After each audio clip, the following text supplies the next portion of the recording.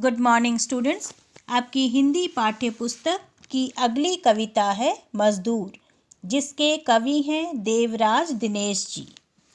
इस कविता के माध्यम से कवि ने मजदूर एवं उनके श्रम को दर्शाने का प्रयास किया है।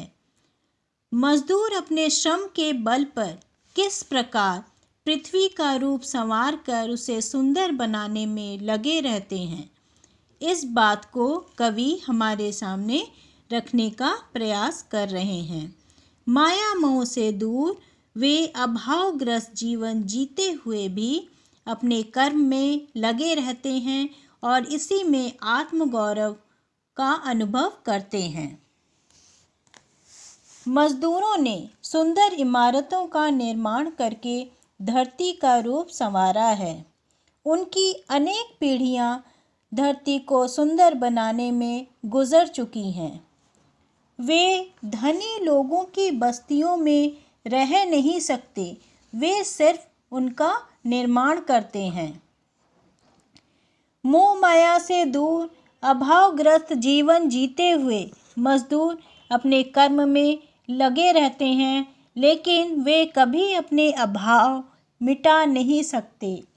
वे सदा दूसरों के अभाव मिटाने एवं उनके जीवन को सुंदर बनाने में लगे रहते हैं। मजदूर को अपने ऊपर पूर्ण विश्वास है कि वह खंडहर को महल में परिवर्तित कर सकता है। मजदूर अभावग्रस्त जीवन जीते हुए भी दूसरों के अभावों की पूर्ति करता है।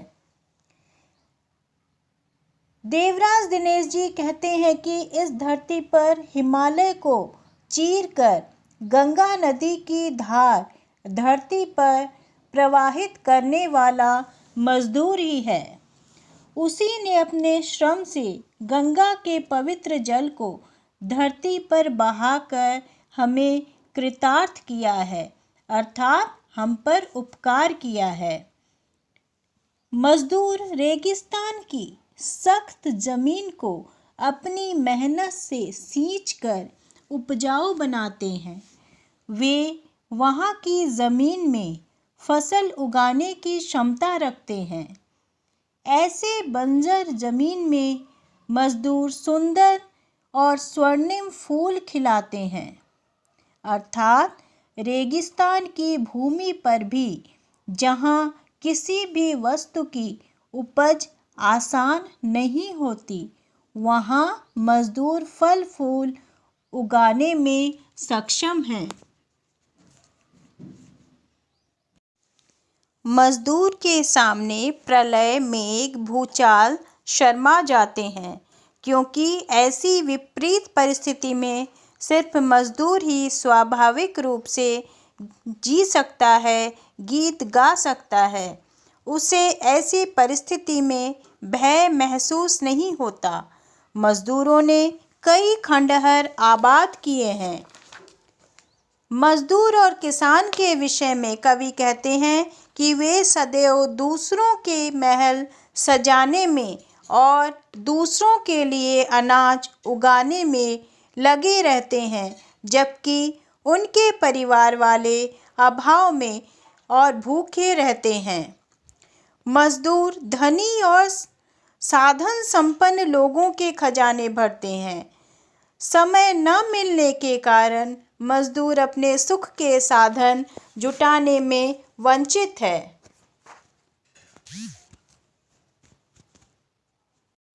इस कविता के माध्यम से कवि हमें यह संदेश देना चाहते हैं कि मजदूर अपनी मेहनत से धरती को सुंदर बनाते हैं। उनकी पीढ़ियाँ दूसरों के अभावों को मिटाने में अपना जीवन समर्पित कर देती है।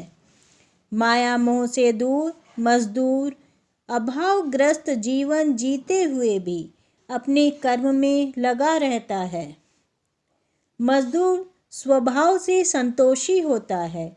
कवि कहते हैं, हमें मजदूरों के जीवन को बेहतर बनाने के लिए कुछ कार्य अवश्य करने चाहिए, जिससे कि उनके जीवन में सुख और शांति आ सके।